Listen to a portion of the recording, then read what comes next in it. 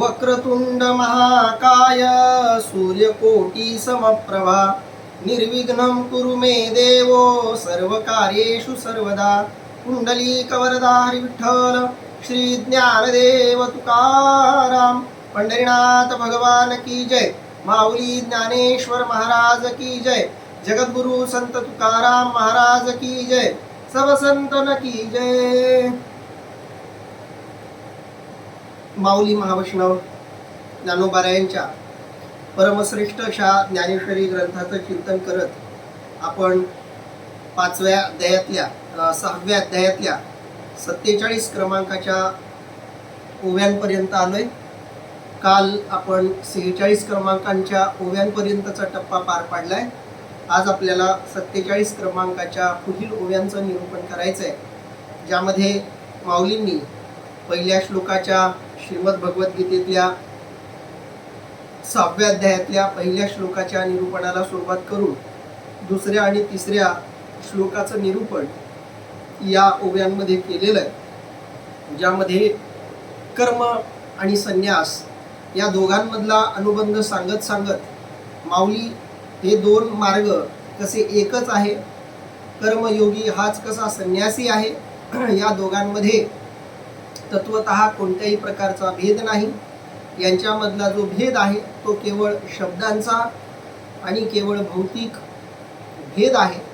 अंतरंगदृष्ट्या तात्विकदृष्ट्या या दोघांमध्ये कोणत्याही प्रकारचा भेद नाही। या प्रकारचं वर्णन माऊली करताना या संदर्भातले वेगवेगळे दृष्टांत माऊलींनी दिलेले आहेत, त्यांचा विचार आपण केलेला आहे आणि त्या सगळ्या दृष्टांताचं सिद्धांतन करताना माऊली पुढे काय म्हणतायत बघा।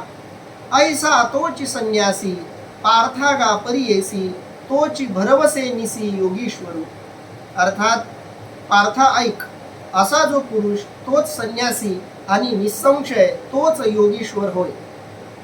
माऊली सांगतायत की ज्याचं आतापर्यंत आपण वर्णन केलं, जो यथाविधी कर्म करतो, आपल्या ठिकाणी असलेल्या अहंकाराचा त्याग करतो, ज्याच्या बुद्धीमध्ये कोणत्याही प्रकारच्या फळाची अपेक्षा शिरत नाही, कर्म करताना कर्मातून काहीतरी मिळावं ही अपेक्षा जो ठेवत नाही, ऐसा तोची संन्यासी, तो संन्यासी आहे। पार्थागा परियेसी, परियेसी म्हणजे ऐक, अर्जुना मी जे सांगतोय ते तू लक्षपूर्वक ऐक, की जो कर्माच्या फळाला बाधत नाही, कर्माकडून कोणत्याही फळाची जो अपेक्षा करत नाही, तो संन्यासी आहे हे तो ऐक।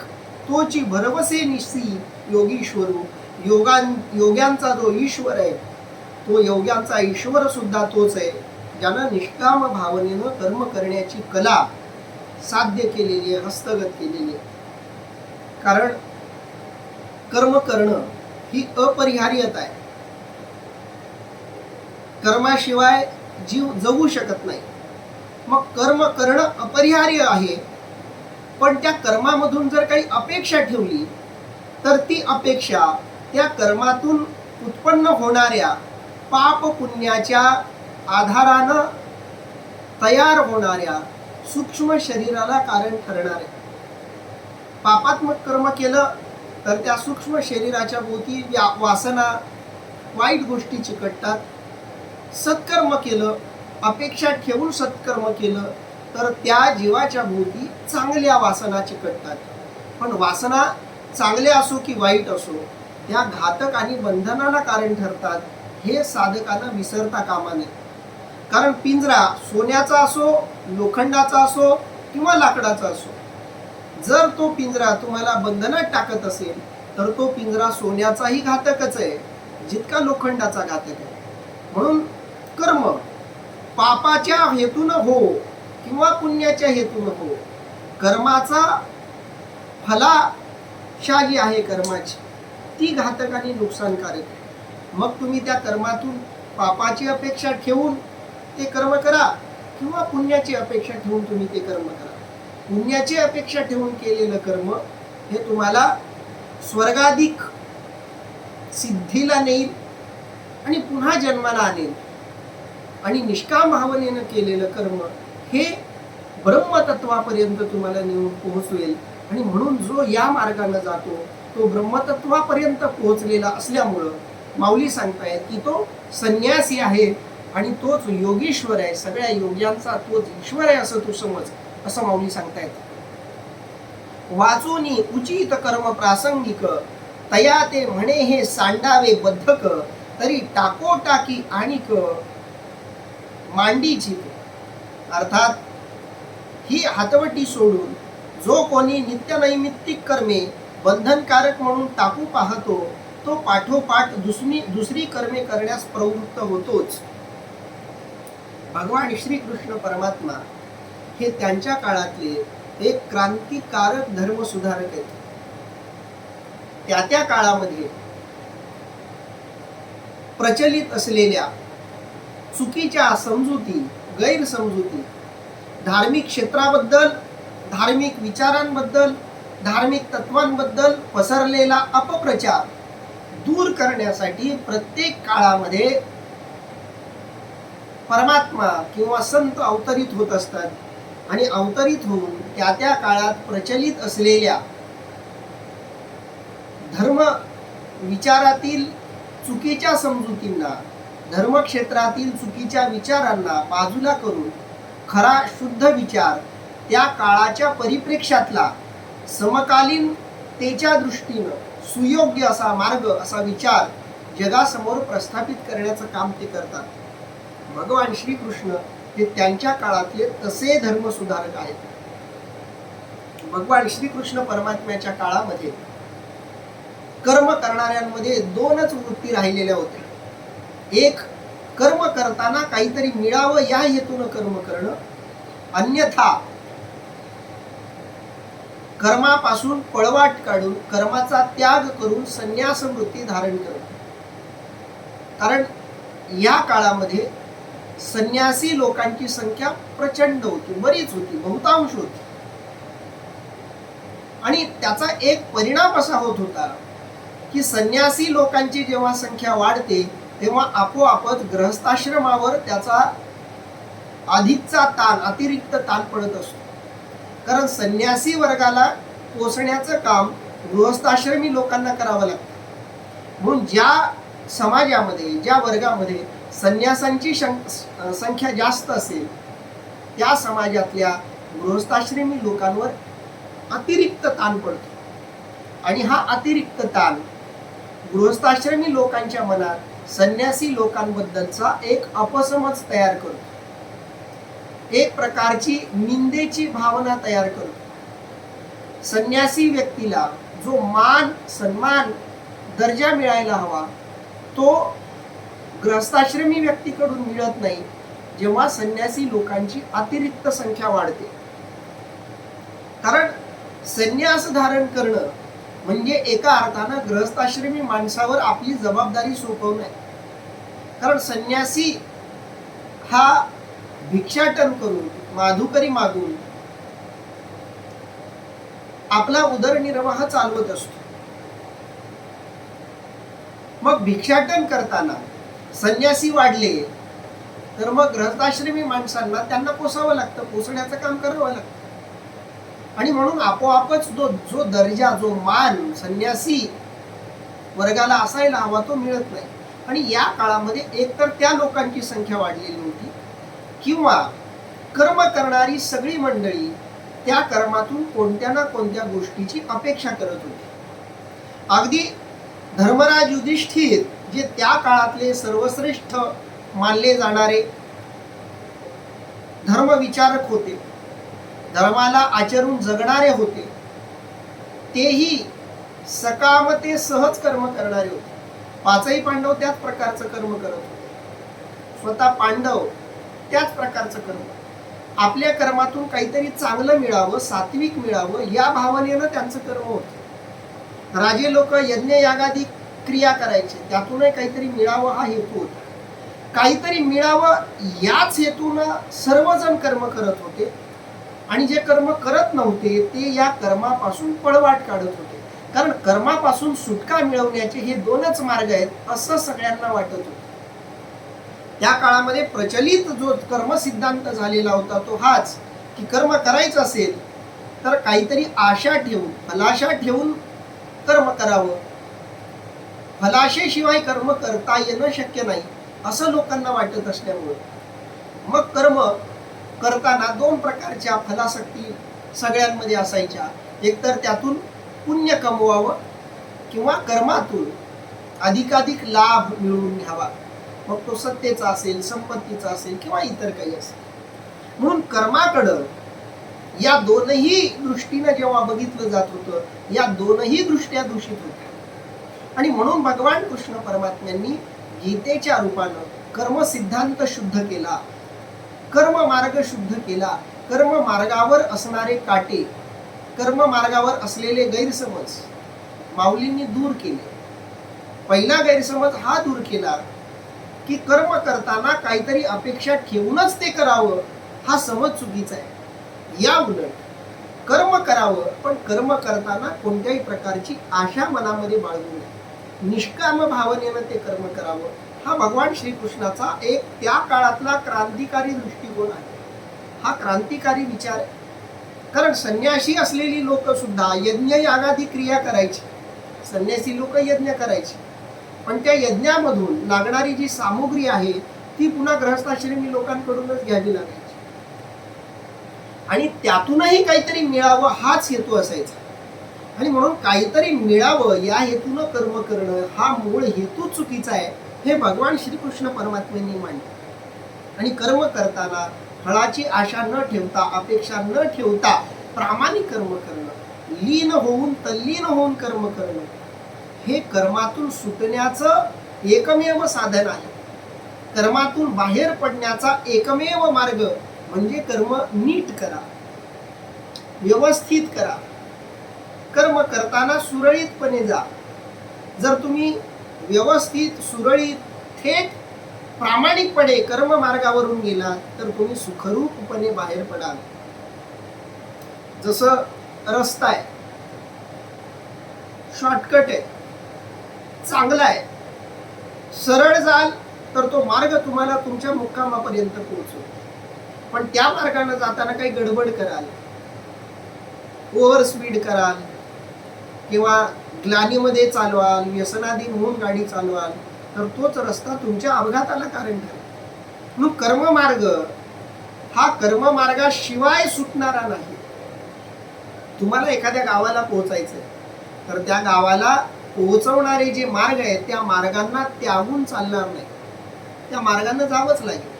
पण त्या मार्गाने जाताना इतरांच्या प्रलोभनाला बळी न पडता निष्ठेनं तो कर्ममार्ग अनुसरायचा आहे. अगदी त्या पद्धतीनं ज्याला परमात्मापर्यंत पोहोचायचंय, ज्याला ब्रह्मतत्वापर्यंत पोहोचायचंय त्याला कर्ममार्गाशिवाय दुसरा उपाय नाही. पण हा कर्ममार्ग निष्काम भावनेनं झाला पाहिजे. कर्म करताना त्यातून काहीतरी मिळावं हा हेतू मनाला स्पर्श न करता तो प्रवास झाला पाहिजे, हे इथं माऊली सुचवत आहेत. म्हणून वाचोनी कर्म उचित प्रासंगिक.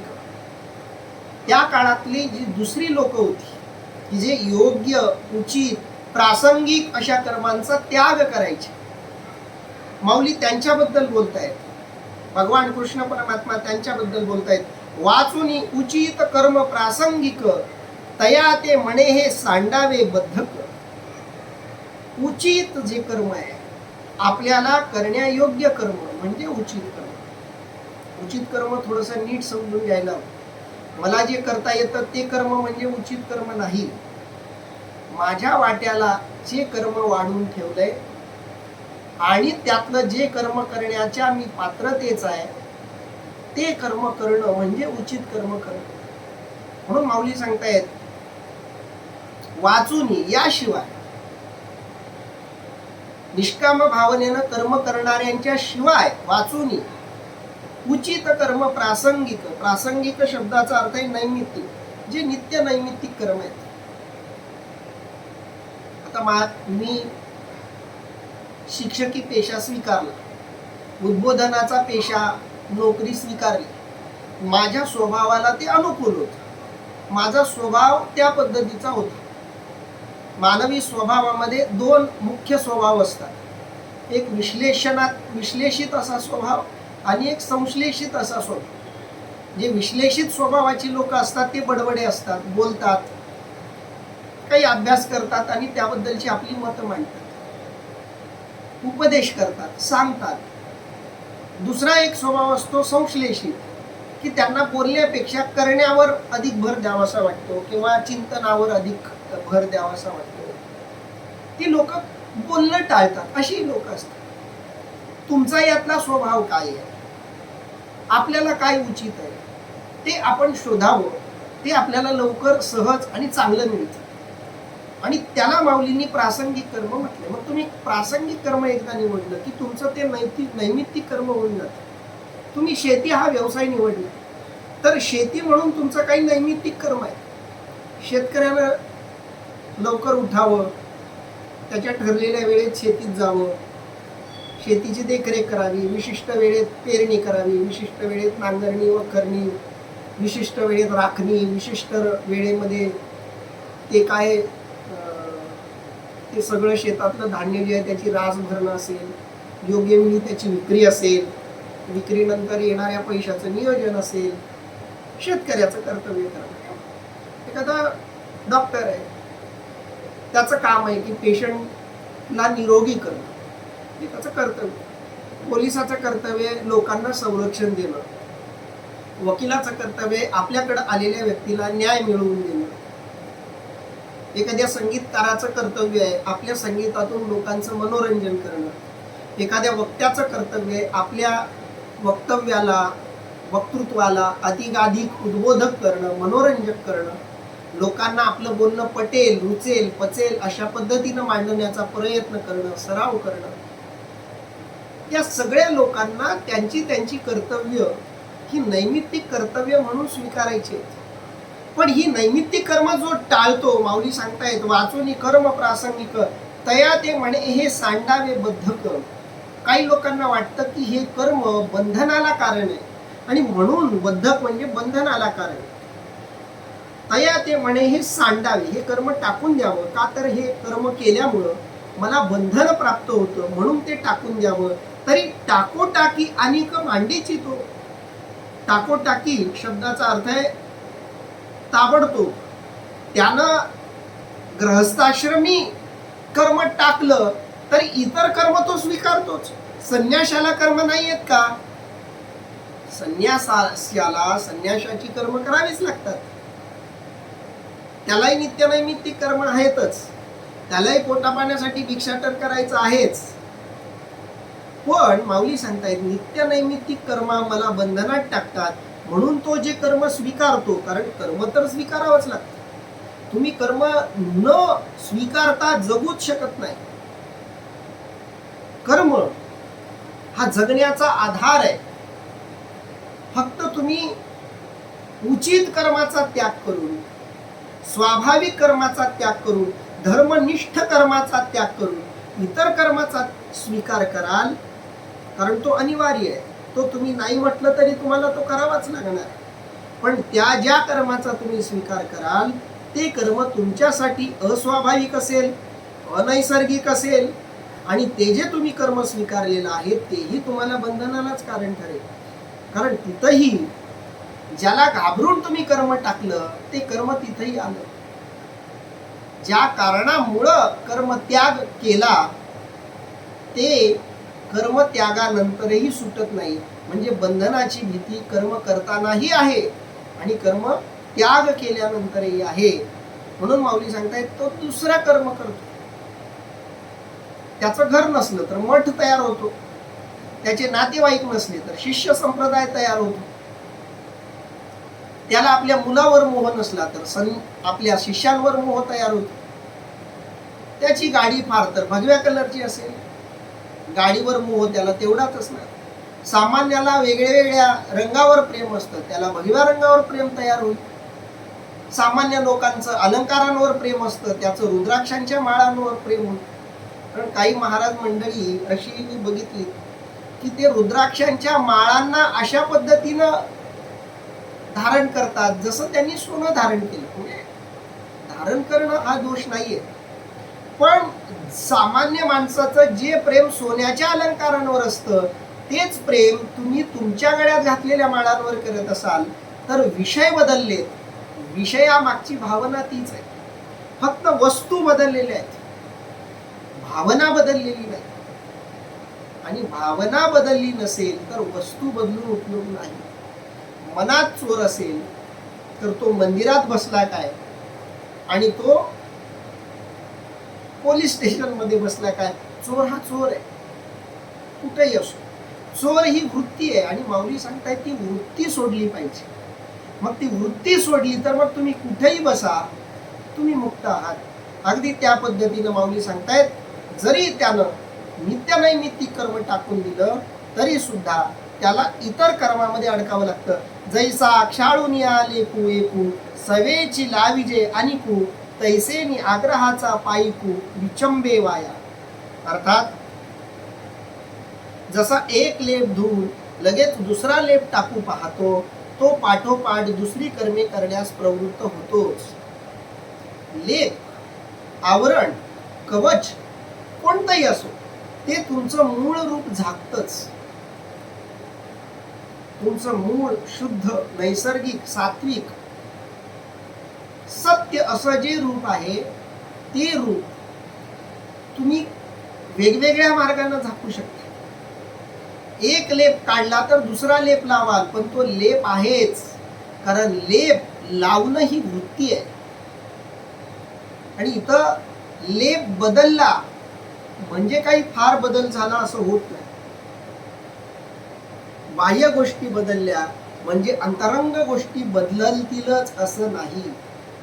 म्हणून माऊली सांगतायत, जैसा क्षाळून लेपू एकू, अंगावरचा एखादा मळ काढावा आणि लगेच दुसरा मळ लावावा, दुसरा थर लावावा, त्याप्रमाणे अगदी तैसेनी आग्रहाचा पायकू विचंबे वाया. पायकू शब्दाचा अर्थ आहे नोकर, विचंबे म्हणजे त्रास सोसतो. एक सोडून दुसरा जो तो जे काही स्वीकारतो त्यातून त्याला पुन्हा त्रासच होतो, कारण त्यानं वृत्ती सोडलेली नाहीये. आणि त्रास वृत्तीमुळे होतोय, क्रियेमुळे नाही. हा खूप महत्वाचा विचार आहे. भगवान कृष्ण परमात्म्याचा, ज्ञानोबारांचा अतिशय महत्वाचा विचार आहे. बंधनाला कारण कर्म नाहीच, बंधनाला कारण कर्म करण्यामागची भावना आहे. कर्म करण्यामागच्या फळाची अपेक्षा बंधनाला कारण आहे. कर्म बंधनाला कारण नाही, कर्म मोक्षाला कारण आहे. फक्त त्या कर्म करण्यामध्ये निरीक्ष भावना असायला पाहिजे, निरपेक्ष भावना असायला पाहिजे. कोणत्याही अपेक्षेशिवाय ते कर्म झालं पाहिजे. कोणत्याही अपेक्षेशिवाय कर्म केलं तर ते ठीक, नाहीतर एक मळ काढून दुसरा मळ धारण करून व्यर्थ शीन, व्यर्थ त्रास सहन केल्यासारखं आहे. गृहस्थाश्रमाचे ओझे कपाळी आधीची आहे सहजे, की तेची संन्यासवा ठेवी जे सरीसे पुढती. अर्थात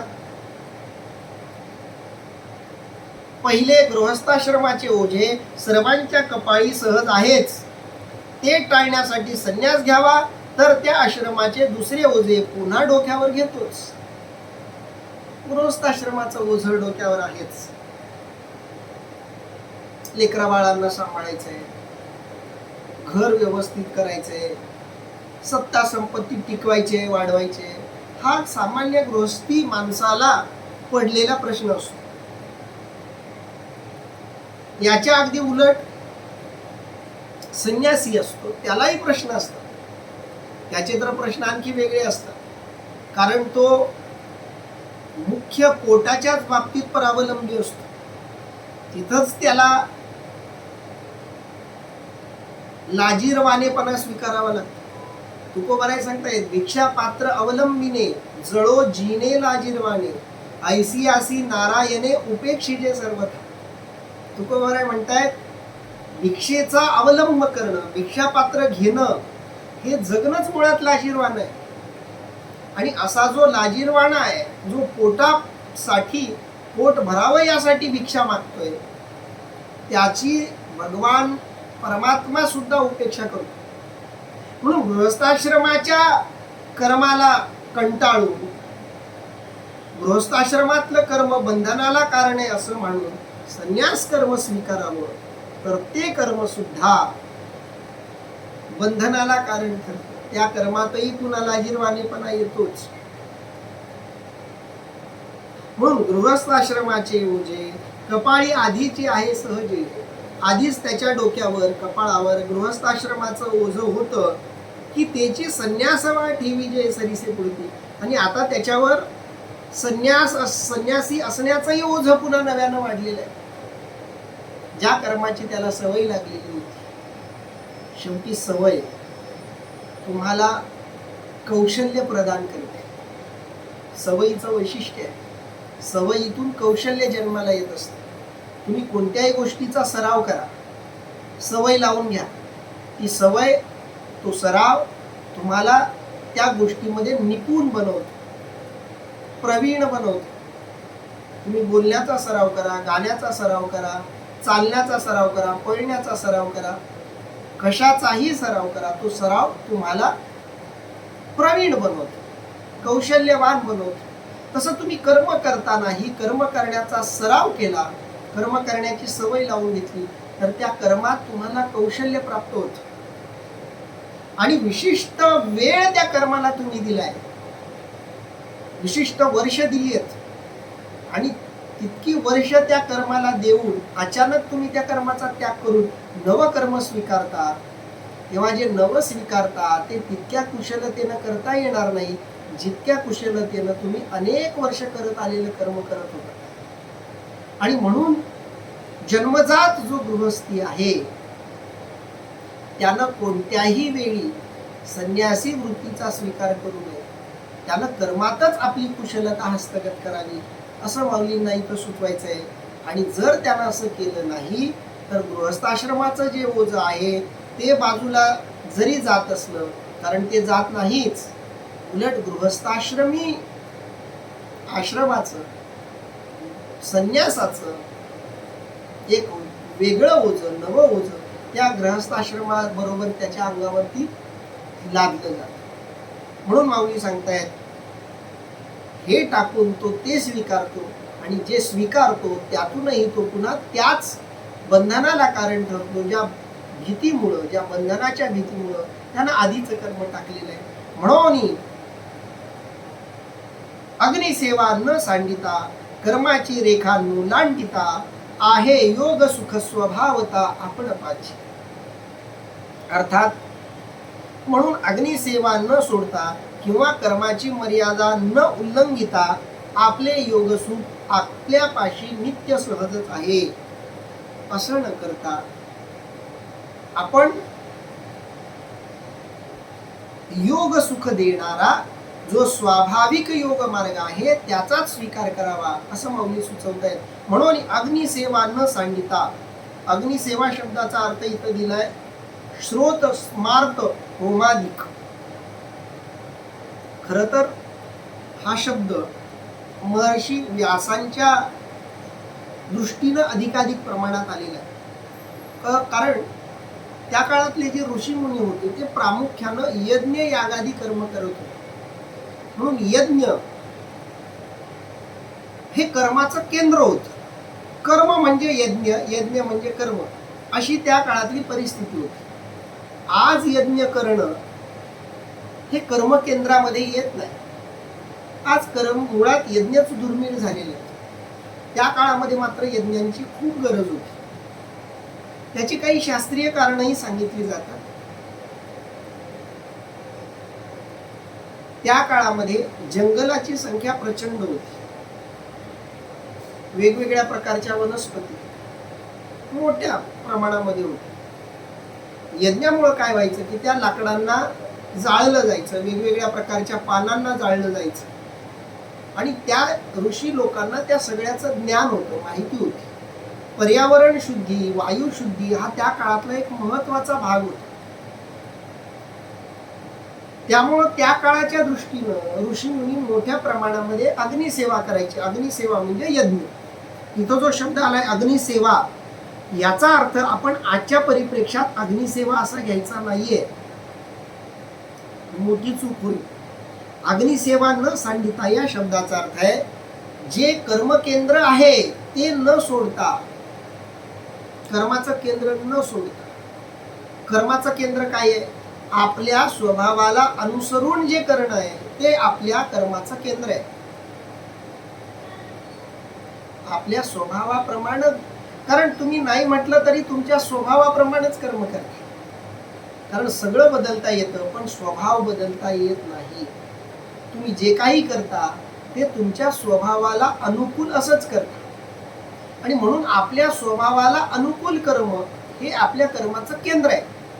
माऊली सांगतायत ते सोडून कर्माची रेखा ओलांडता, कर्माची जी रेषा आहे, जी मर्यादा आहे, ती मर्यादा न सोडता न मोडता आहे योग सुख स्वभावता आपण पाची. जर कर्माची रेषा ओलांडली नाही, मर्यादा ओलांडली नाही, तर आपणच आपल्याला योग सुख देऊ शकतो. म्हणून सुख मिळवण्यासाठी इतरत्र कुठंच जाण्याची गरज नाही. तुमचं कर्मच तुम्हाला सर्व प्रकारची सुख देतं. अनेकांचा अनुभव आहे, चांगला जो गायक आहे त्या गायकाला त्याच्या गायनामध्ये सगळ्या समाधीचं सुख मिळतं. त्याचं गायन जर प्रामाणिक असेल तर सगळी ऊर्जा केंद्र त्याची त्या गायनानं जागृत होतात. त्याच्या शरीराची सगळी चक्र त्याच्या नुसत्या गायनानं जागृत होऊ शकतात. गायन तितकं समर्पित प्रामाणिक भावनेतून झालं पाहिजे. चित्रकार, तुम्ही कोणतीही कला, तुम्ही कोणतंही काम करा, आमच्या वारकरी संतांनी वेगळं काही देवाला मिळवण्यासाठी केलेलं नाही. सावतामाळ्यांनी शेती केली, सेना नाव्यांनी नाव्याचं काम केलं, जनाबाईनं दास्यत्वाचं काम केलं, कबीरांनी शेले विणले, गोरा कुंभारांनी मडकी घडवली, ज्ञानोबारायांनी लोकांच्या उद्बोधनाचं प्रबोधनाचं काम केलं, तुकोबारायांनी प्रपंच सांभाळला, एकनाथ महाराजांनी प्रपंच सांभाळला. वारकरी संतांनी देवाला मिळवण्यासाठी वेगळं कोणतंही कार्य कर्म केलेलं नाही. ते जे नित्य नैमित्तिक कर्म त्यांच्या वाट्याला आलेलं होतं, वडिलोपार्जित पद्धतीनं आलेलं असेल किंवा आपल्या स्वभावाला अनुकूल असं जे कर्म त्यांनी स्वीकारलेलं असेल, जे करण्यात त्यांना आनंद मिळत होता, ते कर्म त्यांनी निष्ठेनं केलं. भगवंतानं आपल्याला दिलेली ही सेवेची संधी आहे असं समजून ते केलं. कर्म ही सेवा आहे. आम्ही कीर्तनकार जेव्हा कीर्तन करतो तेव्हा कीर्तनाला कीर्तन सेवा असा शब्द वापरतो, आणि सेवेच्या भावनेनं तुम्ही जी गोष्ट करता त्याच्यामध्ये मोबदल्याची भावना ठेवू नये. माऊली सांगतायत कीर्तन सेवा, प्रवचन सेवा, तसं कर्म सेवा. कर्म करावं पण त्या कर्मातूनही काही मिळवण्याची अपेक्षा करू नये. जे मिळेल ते आनंदानं स्वीकारावं, प्रसाद म्हणून स्वीकारावं. त्याच आनंदानं, त्याच सुखा समाधानानं ते स्वीकारावं, प्रसाद म्हणून स्वीकारावं. असं केलं तर ते कर्मच तुम्हाला योग सुख देतं. सगळ्या वारकरी संतांच्या जीवनात ज्या आत्मसुखाचा अनुभव त्या सगळ्या संतांना आला, ते योग सुख त्यांना त्यांच्या कर्मानं दिलं. कर्मानं म्हणजे आपण पाची, त्यांच्या स्वतःच्याच कर्मरततेमुळं, कर्मप्रेमामुळं त्यांना ते मिळालं, जे योग्यांना योग साधना करूनही मिळत नाही. पुढे भगवंत काय म्हणतायत बघा, यम संन्यासमिति प्राहुर्योगम तम विद्धि पांडव, न ह्यसन्यस्त संकल्पो योगी भवति कश्चन. अर्थात हे अर्जुना, पंडित लोक ज्याला संन्यास म्हणतात तोच योग असे तू समज. कारण संकल्पाचा त्याग न करणारा कोणीही पुरुष योगी होऊ शकत नाही. भगवान श्रीकृष्ण परमात्म्यांनी इथं पुन्हा एकदा योग आणि संन्यास यांचा अनुबंध थोड्या वेगळ्या पद्धतीनं मांडलेला आहे. भगवंताचं म्हणणं आहे संकल्पाचा त्याग झाल्याशिवाय योगी होता येत नाही. संकल्पाचा त्याग याचा अर्थ कर्मफलाच्या भावनेचा, कर्मफलाच्या मानसिकतेचा त्याग. जो या प्रकारे संकल्पाचा त्याग करतो तो कर्म करत असूनही, गृहस्थाश्रमी असूनही संन्यासीच आहे. आणि ज्यानं संकल्पाचा त्याग केलेला नाही, त्यानं संन्यास धारण केलेला असला तरीही तो कर्मबद्धच आहे, कर्माच्या बंधनात अडकणाराच आहे. असं मी म्हणत नाही, पंडित लोकही म्हणतात. अशी एक पुष्टी भगवंतानं इथं जोडलेली आहे. यम संन्यास मिती, ज्याला संन्यास म्हणावं कुणी, तर पंडित लोकांनीही ज्याला संन्यास म्हटलंय, पंडित लोकांनीही ज्याला योगी म्हटलंय, तो योगी हा संकल्पाचा त्याग केलेलाच असतो, करणाराच असतो. माऊली या श्लोकाचं काय वर्णन आणि निरूपण करतायत ते आता आपण बघूयात. ऐके संन्यासी तोच योगी, ऐसी एक वाक्यतेची जगी, गूढी उभविली अनेगी शास्त्रांतरी. अर्थात ऐक, संन्यासी तोच योगी अशी एक वाक्यतेची ग्वाही अनेक शास्त्रांनी जगात दिलेली आहे. माऊलींनी त्या काळामध्ये, भगवान श्रीकृष्ण परमात्म्यांनी त्यांच्या काळामध्ये प्रचलित असलेली जी शास्त्र आहेत, संत वचन आहेत, ग्रंथ आहेत, त्या सगळ्यांचा आधार देऊन आपलं म्हणणं अधिक स्पष्ट पक्क केलेलं आहे. माऊली सांगतायत, ऐके संन्यासी तोच योगी, जो कर्मयोगी आहे तोच संन्यासी आहे. ऐसी एक वाक्यतेची जगी, सगळ्या जगामध्ये या वाक्याबद्दल एक वाक्यता आहे. विधानांमध्ये दोन प्रकारची विधानं असतात, एक सार्वत्रिक विधान आणि एक व्यक्तिवाचक विधान. विधानांच्या प्रकारांमध्ये ही दोन पद्धती, दोन प्रकार महत्वाचे मानले जातात. व्यक्तिवाचक विधान हे मर्यादित विधान असतं, प्रासंगिक विधान असतं. त्याला काळाच्या मर्यादा असतात, त्याला प्रसंगाच्या मर्यादा असतात, परिस्थितीच्या मर्यादा असतात, ते वाक्य उच्चारणाऱ्याच्या मर्यादा असतात, त्याची जी मानसिकता आहे ते वाक्य उच्चारतानाची त्या मानसिकतेच्या मर्यादा असतात. त्याला आपण वैयक्तिक विधान असं म्हणतो. जसं मला एखादी वस्तू आवडते, मराठीमध्ये सौंदर्यशास्त्र नावाची एक अभ्यास शाखा आहे. समीक्षेमधली ती एक महत्वाची शाखा आहे. म्हणजे समीक्षेला निकष पुरवण्याचं काम ही अभ्यास शाखा करते. त्याच्यामध्ये आम्ही या विषयाचा अभ्यास केला. इमॅन्युअल कांट नावाचा एक अभ्यासक होऊन गेला. त्या अभ्यासकानं याची बरीच विस्तृत चर्चा केली. सौंदर्यवाचक विधान हे व्यक्तिवाचक असतं की सार्वत्रिक विधान असतं, हा त्याच्या चर्चेचा मुख्य प्रश्न आहे. उदाहरणार्थ थोडं सोपं करून सांगतो. त्याच्याच भाषेत, गुलाब सुंदर आहे असं मी म्हणालो. गुलाब सुंदर आहे असं जे माझं म्हणणं आहे, हे विधान व्यक्तिवाचक मानायचं का सार्वत्रिक मानायचं?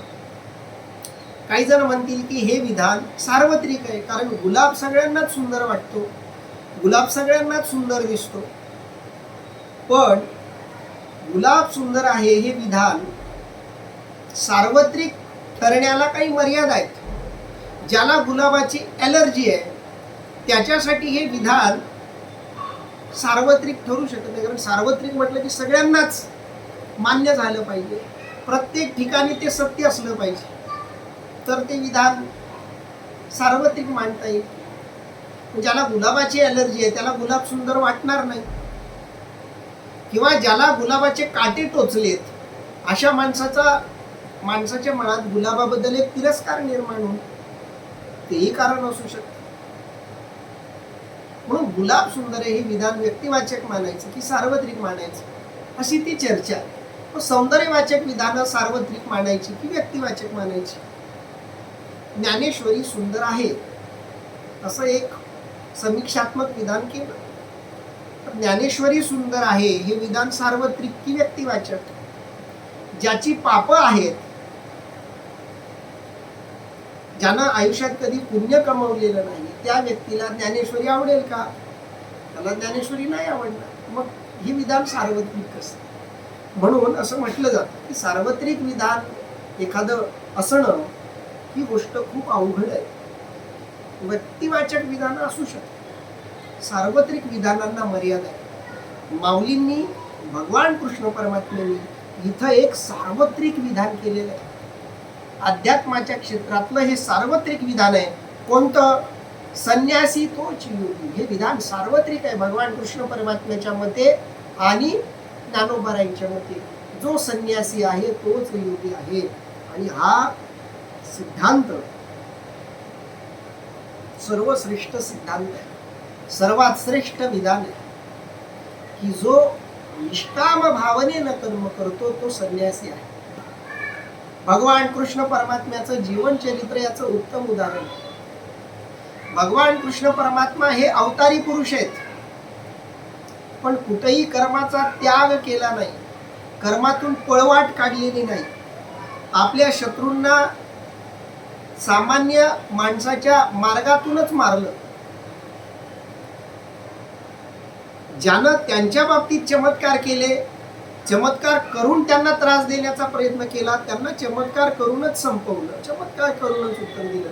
जशाला तसं हे भगवान कृष्ण परमात्म्याचं जगण्याचं सोपं सूत्र आहे.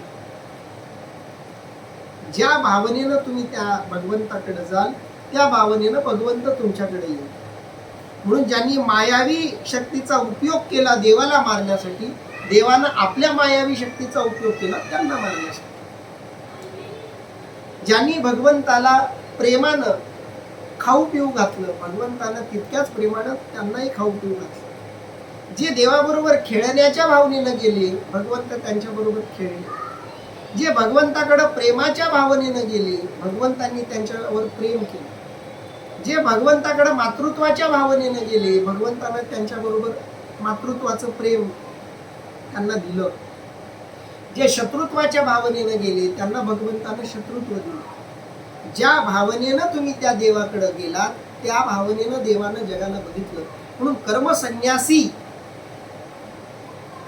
याचं सगळ्यात उत्तम उदाहरण, श्रेष्ठ आदर्श उदाहरण म्हणजे भगवान कृष्ण परमात्मा. कधीच कोणत्याही कर्मापासून पळवाट न काढता सगळ्या कर्मामध्ये आपण गुंतून आहोत असं दाखवत दाखवत आपण यातून बाहेर आहोत, अलिप्त आहोत हे भगवंतानं सिद्ध करून दाखवलं. सेमंतक मणीच्या चोरीचं प्रकरण असो, स्वतःच्या मुलाला अनेक वर्ष न बघण्याचा प्रसंग असो, स्वतःच्याच आई वडिलांना जन्मल्याबरोबर सोडण्याचा प्रसंग असो, प्रेमानं वाढवलेल्या वसुदेव देवकींना नंदराज यशोदेला सोडण्याचा प्रसंग असो, गोपाळ गवळणींना सोडण्याचा प्रसंग असो, भगवान कृष्ण परमात्म्याच्याही आयुष्यात अनेक संघर्षाचे प्रसंग आले. पण कोणत्याही संघर्षाच्या प्रसंगात भगवंतानं आपलं देवत्व पुढं करून त्या संकटातून वाट काढली नाही, पळवाट काढली नाही. सामान्य माणसासारखं राहूनच त्यांनी त्यातून मार्ग काढला. कर्मातून पळवाट काढलात तर तुम्हाला कर्म सोडणार नाही. कर्म प्रामाणिकपणे निष्काम भावनेने करत राहाल तर कर्म तुम्हाला योग सुखापर्यंत नेईल. म्हणून कर्मयोगी हाच संन्यासी. संन्यासू तोच योगी. हे सर्वश्रेष्ठ विधान इथं माऊलींनी केलेली आहे. ऐसी एक वाक्यतेची जगी, सगळ्या जगामध्ये या शब्दाबद्दल एक वाक्यता आहे. गुढी उभविली अनेकी शास्त्रांतरी. अनेक शास्त्रांनी गुढी, गुढी शब्दाचा अर्थ आहे ध्वजा, उभविली म्हणजे उभारली, अनेकी म्हणजे अनेक, शास्त्रांतरी वेगवेगळ्या शास्त्रांनी वेगवेगळ्या प्रकारे हीच ध्वजा उभारलेली आहे. ध्वजा उभारणं या शब्दाचा अर्थ आहे प्रचार करणं, प्रतिकात्मक प्रचार करणं. संन्यासी हाच योगी आहे. या विचारांची गुढी सगळ्या शास्त्रांनी जगामध्ये उभारलेली आहे. जे त संन्यासीला संकल्प तुटे, तेथेची योगाचे सार भेटे. ऐसे हे अनुभवाचे घटे साचे जया. अर्थात ज्याच्या ठिकाणी टाकलेला संकल्प नष्ट होतो त्यालाच योगाचे सार जे ब्रह्म त्याची प्राप्ती होते असे ज्याला अनुभवाने पटलेले आहे. माऊली सांगतायत जेत संन्यासीला संकल्प तुटे. संन्यासीला शब्दाचा अर्थ आहे त्याग केलेला, संकल्प तुटे. बघा खूप सुंदर शब्द आहेत, शब्दांची गंमत जम्मत बघा.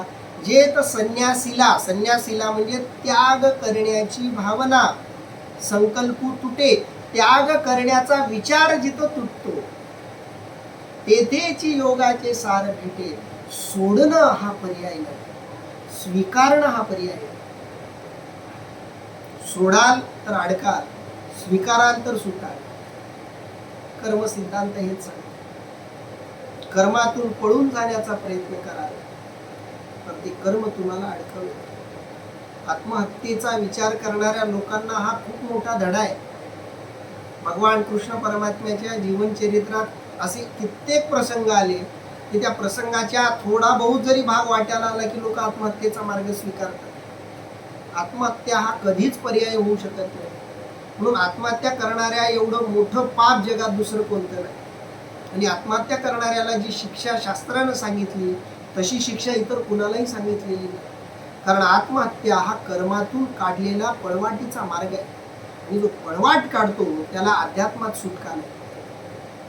आणि म्हणून प्रसंग किती अवघड येऊ, क्लिष्ट येऊ, त्या प्रसंगाला प्रामाणिकपणे स्वीकारून त्यातून बाहेर पडण्याचा मार्ग काढला पाहिजे.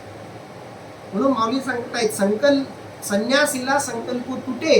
ज्याच्या मनातून त्यागण्याची भावना कायमची तुटलेली आहे, स्वीकारण्याची भावना ज्यानं स्वीकारली, जे येतंय ते येऊ. देव देतोय ना, संकट देतोय देऊ, अडचणी देतोय देऊ दे, प्रश्न निर्माण होत आहेत होऊ दे.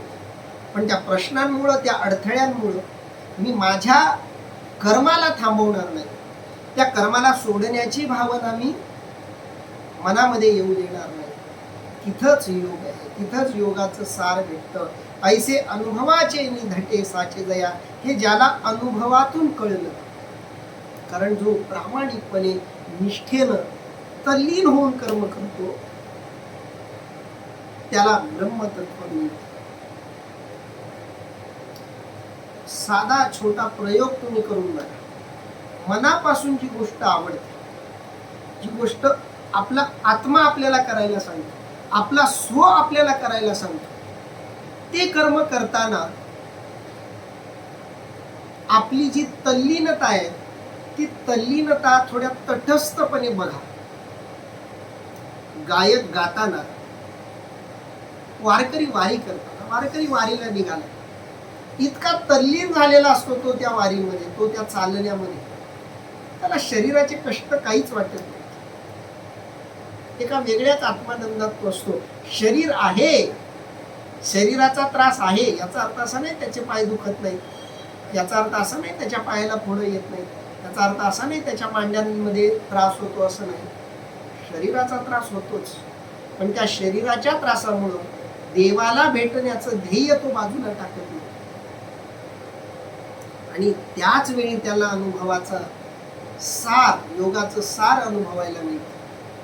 एक वेगळा आत्मानंद त्याच्या चेहऱ्यावर असतो. एकाच वेळी शरीर थकलंय, हातपाय थकलेत, पण चेहऱ्यात एक आत्मानंदाचं तेज, एक आतून आलेला आत्मानंद त्याच्या चेहऱ्यातून बाहेर पडतो.